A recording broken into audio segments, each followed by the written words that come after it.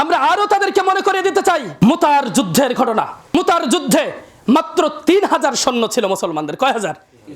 3000 সৈন্য 2 লক্ষ ইহুদি খ্রিস্টানদের সাথে লড়েছিল। বিজয় দান করেছিলেন কে? আল্লাহ। আরে কোথায় 3000 আর কোথায় 2 লক্ষ? আল্লাহু আকবার। কোথায় 3000 আর কোথায় 2 লক্ষ? আল্লাহ রাসূল সাল্লাল্লাহু আলাইহি সাল্লাম মুতার প্রান্তরে লড়াই হবে কাফেরদের সাথে। মুতার প্রান্তরে লড়াই হবে। ঠিক এই মুহূর্তে আল্লাহ রাসূল সাল্লাল্লাহু আলাইহি সাল্লাম সৈন্য সামন্ত প্রস্তুত করতেছেন। সৈন্য সামন্ত প্রস্তুত করতেছেন 3000 সৈন্য। 3 জন সেনাপতির দায়িত্বে 3000 সৈন্য। 3 জন সেনাপতি কে ছিলেন? 1 নম্বর ছিলেন যায়েদ বিন হারেসা রাদিয়াল্লাহু তাআলা আনহু, রাসূল সাল্লাল্লাহু আলাইহি সাল্লামের পালক পুত্র যায়েদ। রাসূল সাল্লাল্লাহু আলাইহি সাল্লামের পালক পুত্র যায়েদ বিন হারেসা রাদিয়াল্লাহু তাআলা আনহু। দ্বিতীয় নম্বরে আবু জাফর বিন আবু তালিব রাদিয়াল্লাহু তাআলা আনহু। তৃতীয় নম্বরে আব্দুর রহমান ইবনে আউফ রাদিয়াল্লাহু তাআলা আনহু। এই 3 জন সেনাপতির দায়িত্বে 3000 সৈন্য আল্লাহ রাসূল সাল্লাল্লাহু আলাইহি সাল্লাম প্রস্তুত করলেন। আল্লাহ রাসূল সাল্লাল্লাহু আলাইহি সাল্লাম যখন প্রস্তুত করলেন, এবার সাহাবা একরামরা বের হয়ে গেলেন। 3000 সৈন্য 3 জন সেনাপতির অধীনে বের হয়ে গেল। যখন বের হয়ে মাআন নামক স্থানে গেল, এর আগ মুহূর্তে শুনতে পেয়েছিলেন যে তাদের কাছে আসছে যে রোম সম্রাট হেরাক্লিয়াস, সে 1 লক্ষ যোদ্ধা তারা প্রস্তুত করেছে কাফেরদের। রোম সম্রাট হেরাক্লিয়াস ইনি ছিলেন খ্রিস্টানদের নেতা। সে কয় লক্ষ করেছে? 1 লক্ষ। কিন্তু মাআন নামক যে স্থান, শামের মাআন নামক স্থানে গিয়ে শুনতে পেলেন যে লাখাম এবং জুদাম গোত্র এবং আরো বহু গোত্র থেকে, আশপাশের গোত্র থেকে আরো 1 লক্ষ আসছে। তাহলে কয় লক্ষ হলো? মুশরিকরা কয় লক্ষ? কাফেররা কয় লক্ষ? 2 লক্ষ। আর মুসলমানরা কত লক্ষ? মাত্র 3000। মাত্র 3000। মুসলমানরা মাত্র 3000 আর কাফেররা কয় লক্ষ হলো? 2 লক্ষ। তখন এই মুসলমানদের এই সেনাদের ভিতর থেকে কেউ, সৈন্যদের ভিতর থেকে কেউ বলা শুরু করে দিল যে এই কথাটা পত্র আকারে লিখে আমরা রাসূল সাল্লাল্লাহু আলাইহি সাল্লাম এর কাছে পাঠাই, যেন আল্লাহ রাসূল সাল্লাল্লাহু আলাইহি সাল্লাম আরো কিছু সৈন্য সামন্ত যেন আমাদের কাছে পাঠিয়ে দেয়। কারণ ওরা অনেক হয়ে গিয়েছে। এরা 3000 সৈন্য প্রস্তুত করেছে কয় লক্ষের সাথে? 1 লক্ষের সাথে। কিন্তু 1 লক্ষ জায়গায় কয় লক্ষ হয়েছে? 2 লক্ষ হয়ে গেছে। তাই আল্লাহ রাসূলের কাছে পাঠাতে বলতে। সেই সময় আব্দুর রহমান ইবনে আউফ রাদিয়াল্লাহু তাআলা আনহু, তিনি তেজদীপ্ত ঈমান বলিয়ান একটা ভাষণ দিলেন, ছোট্ট একটা ভাষণ। ওই ভাষণে যে কথাটা, মূল কথাটা ছিল সেটা হচ্ছে এই যে তোমরা যেটাকে ভয় করছো সেটা পাওয়ার জন্যই তোমরা এসেছো। সেটা কি? সেটা হচ্ছে শাহাদাত। সেটা কি? শাহাদাত। আমরা সংখ্যার আধিক্য করি না, এখানে আসছে।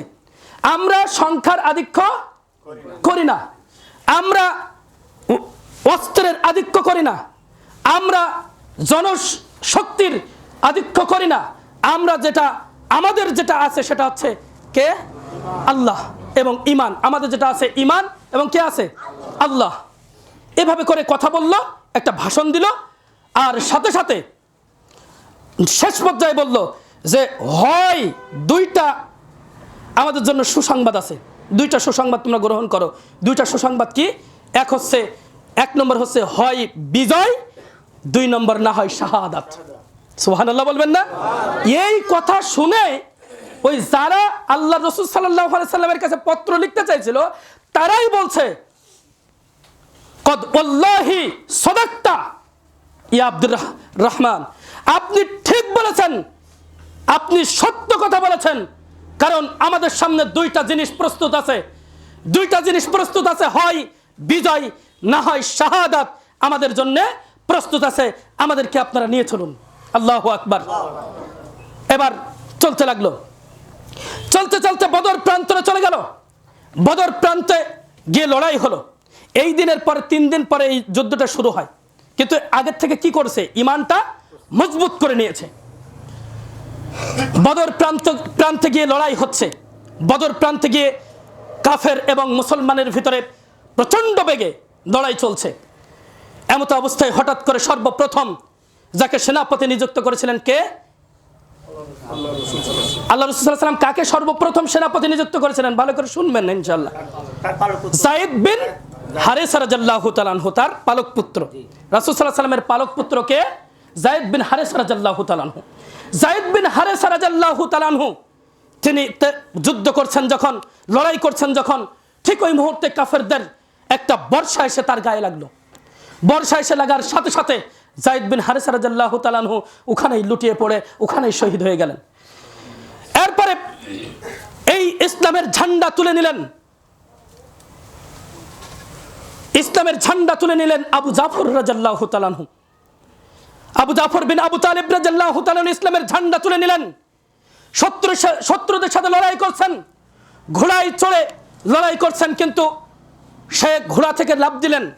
কোন বর্ণনা এসেছে যে তার ঘোড়াকে আঘাত করেছে কাফেরেরা, যার ফলে সে ঘোড়া থেকে নেমে তিনি কি করছেন? লড়াই করা শুরু করলেন কাফেরদের সাথে। এমত অবস্থায় চতুর্দিক থেকে ঘিরে ফেললো, আবু জাফর রাদিয়াল্লাহু তাআলা আনহুকে ঘিরে ফেললেন। ঘিরে ফেলার পরে ওই কাফেরেরা, এই লড়াই করতে করতে কাফেরেরা আবু জাফর রাদিয়াল্লাহু তাআলা আনহুর ডান হাতে কোপ দিল। ডান হাতে কোপ দেওয়ার সঙ্গে সঙ্গে ডান হাতটা কেটে পড়ে গেল। এরপরে বাম হাতে সে লড়াই করা শুরু করলো, বাম হাতে অস্ত্র নিয়ে লড়াই করা শুরু করলো। বাম হাত দিয়ে যখন অস্ত্র চালাচ্ছে, কাফেরেরা চতুর্দিক থেকে ঘিরে ধরে বাম হাতে কোপ দিল। বাম হাতটা কেটে পড়ে গেল। ডান আর বাম হাত যখন কেটে পড়ে গিয়েছে, বাম আর ডান হাত যখন কেটে পড়ে গিয়েছে, তখন ইসলামের পতাকাটা এই কাটা হাত দ্বারা এভাবে করে জড়িয়ে ধরে রেখেছে। ইসলামের পতাকা পড়তে দেয় নাই।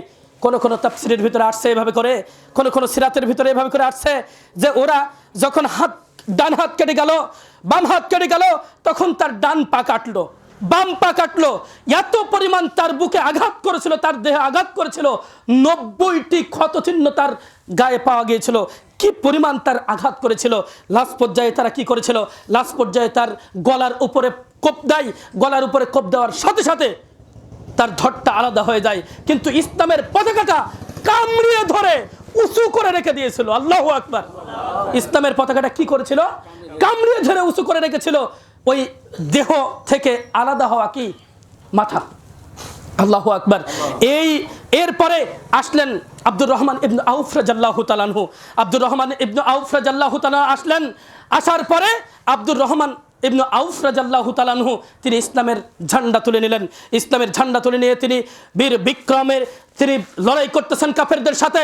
তিনিও শহীদ হয়ে গেলেন ওই কাফেরদের অস্ত্রের আঘাতে, তিনিও শহীদ হয়ে গেলেন। এরপরে কি হবে? সেনাপতি তো আল্লাহ রাসূল সাল্লাল্লাহু আলাইহি ওয়াসাল্লাম কয়জন নিযুক্ত করেছিলেন? 3 জন। কিন্তু এবার কে সেনাপতি হবে? কার অধীনে তারা লড়াই করবে? সেখানে খালিদ বিন ওয়ালিদকে তারা সেনাপতি নিযুক্ত করেন। খালিদ বিন ওয়ালিদ ছিল খুব শক্তিশালী একজন মানুষ, শক্তিশালী সাহাবী। খালিদ বিন ওয়ালিদের নেতৃত্বে 9টা তরবারি তার ওই দিন ভেঙে যায়। কয়টা তরবারি? 9টা তরবারি খালিদ বিন ওয়ালিদের ভেঙে যায়। তারপরেও এই খালিদ বিন ওয়ালিদের নেতৃত্বেই আল্লাহর রাসূল সাল্লাল্লাহু আলাইহি সাল্লাম যেটা বলছেন, সিরাতের ভিতরে আসছে, আল্লাহ রাসূল সাল্লাল্লাহু আলাইহি সাল্লাম বলছেন যে খালিদ বিন ওয়ালিদের নেতৃত্বেই মুসলমানদের বিজয় হয়। সুবহানাল্লাহ বিহামদিহি। মাত্র এদিন মৃত্যুবরণ করেছিল মুসলমানদের ভিতর থেকে কয়জন জানা আছে আপনাদের? 70 জন। কয়জন? আর ওদের যে কত সংখ্যক মানুষ মারা গিয়েছিল সেটা গুণে পাওয়া যায়নি। বুঝছেন কিনা বিষয়টা? কিন্তু আমরা যেটা জানিয়ে দিতে চাই, 3000 সৈন্যবাহিনী, কয় হাজার? 3000 সৈন্যবাহিনীর সাথে কত লক্ষ মানুষ? 2 লক্ষ। আমরা সংখ্যার আধিক্য করি মুসলমান, যে কত সংখ্যা এটা দেখি আমরা কত সংখ্যা এটা দেখি না। আমরা কত অস্ত্র আমরা এটা দেখি না। আমরা কত বড় ভূখণ্ড এটা আমরা দেখি না। কারণ আমাদের কাছে সবচাইতে বড় অস্ত্র আছে, সেটার নাম কি বললাম? ঈমান। সবচাইতে বড় অস্ত্র হচ্ছে ঈমান। আমাদের ঈমান যেহেতু একথা বলে যে আমাদের সাহায্য করবেন কে? আমাদের ঈমান যেহেতু একথা বলে আমাদের সাহায্য করবেন আল্লাহ, তাহলে এখানে আমরা কাউকে কোনো পরোয়া, কথা ক্লিয়ার না? ক্লিয়ার। প্রিয় উপস্থিতি, সময় সংক্ষেপ, অনেক ঘটনা আপনাদের সামনে বলার ছিল কিন্তু সময় সংক্ষেপ। তখন আমরা ওই যে আলোচনা করতেছিলাম যে আমরা আল্লাহ ছাড়া কাউকে পরোয়া করি না, কত সংখ্যা, কত জনসংখ্যা, কত বড় ভূখণ্ড, কত অস্ত্র, এসব আমরা দেখি না। কারণ আমাদের থাকবে কি? ঈমান। ঈমান যদি থাকে আল্লাহর সাহায্য নেমে আসবে। কারণ আল্লাহই বলছে যদি তোমরা মুমিন হও তাহলে তোমাদের বিজয় নিশ্চিত, বিজয় তোমাদের। আল্লাহু আকবার। সুতরাং মুমিন হওয়ার চেষ্টা করেন, ঈমানদার হওয়ার চেষ্টা করেন।